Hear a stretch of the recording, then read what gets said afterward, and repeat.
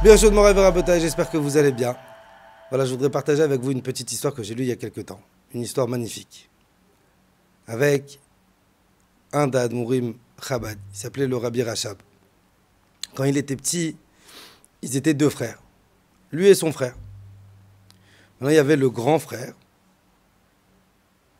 qui n'était pas le Rabbi Rachab, il y avait le grand frère. Mais le grand frère, il était petit en taille. Et il y avait le petit frère. Donc le petit frère qui était celui qui allait devenir le Rachab. Mais lui, il était plus grand de taille. Donc je vous répète plus rapidement. Il y avait deux frères. Un grand mais petit de taille. Et un petit en âge mais grand en taille. Et un jour, les deux, ils sont en train de jouer. Et le grand frère, donc qui est petit de taille, dit à son petit frère, écoute, j'en ai marre. Ça fait des années... Les gens, ils croient que c'est toi le grand frère parce que tu es plus grande de taille. J'en ai marre, fais-moi un kiff. Un jour, une fois, là, donne-moi donne-moi le sentiment de me sentir plus grand. Alors, le petit, il lui dit, ok, mon frère, d'accord, mais tu veux qu'on fasse quoi? Je vais pas me couper les jambes. Il dit, non, on va pas te couper les jambes. On va aller dans le jardin. On va creuser un trou. Tu vas rentrer dans le trou debout. Et comme ça... Toi, tu vas être dans le renfoncement, et moi, au moins une fois dans ma vie, je me sentirai plus grand que toi. Et il y a la maman à côté. Donc, ils ont fait ça. Ils sont partis. Ils ont creusé. Ils ont pris une pelle. Ils ont creusé. Le petit, qui est grand de taille, il rentre dans le trou. Et le frère, qui est petit, le grand frère, qui est petit de taille, il se sent une fois dans sa vie grand. Et il y a la maman qui est là. La maman, elle voit tout ça. Et la maman, elle va appeler leur père aux deux. Alors, je ne sais pas si c'était le Admour Azaken ou un autre Admour. Bon, mais leur père aux deux. La maman, elle va dire à son mari, je sais c'est qui va prendre ta place à 120 ans. Ça ne va pas être le grand. Ça va être le petit de taille. Pourquoi?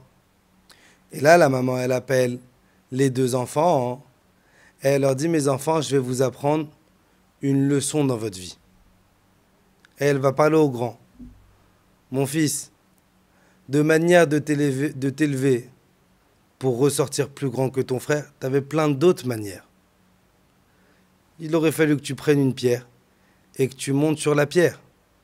Vouloir grandir sur le dos de ton frère, de là tu ne ressortiras jamais grand. Pour grandir, tu avais deux choix. C'est où tu vas un trou, t'enterres ton frère, ce que tu as fait, ou de manière beaucoup plus simple, tu prends une pierre, tu laisses ton frère là où il est.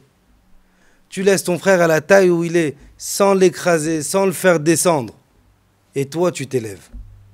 On apprend de cette histoire un moussard énorme, à Botaï. On apprend de cette histoire si on veut grandir dans notre vie, pas sur le dos des autres. Si on veut grandir dans notre vie. Parce que malheureusement, on a une facilité, on est tout le temps beaucoup plus enclin à rabaisser ce que les autres ils ont fait. Ah, ça va, qu'est-ce qu'il a fait? Ah, moi aussi, je peux le faire. Non. Si tu veux t'élever, tu peux t'élever, mais jamais sur le dos des autres. Et à la fin de l'histoire, la maman, elle avait raison. Celui qui est devenu Admour après, c'était exactement le petit frère. Si on veut s'élever dans la vie, on peut s'élever, mais jamais sur le dos des autres. Élève-toi tout seul. Mets-toi des pierres. Lève, monte, étudie, travaille, sors, casse-toi la tête, fais ce que tu as à faire. Mais n'essaye jamais de grandir ou de rabaisser ce que l'autre il a fait. Je vous souhaite, Bezrat Hashem, une excellente journée, Bezrat Hashem, une excellente semaine.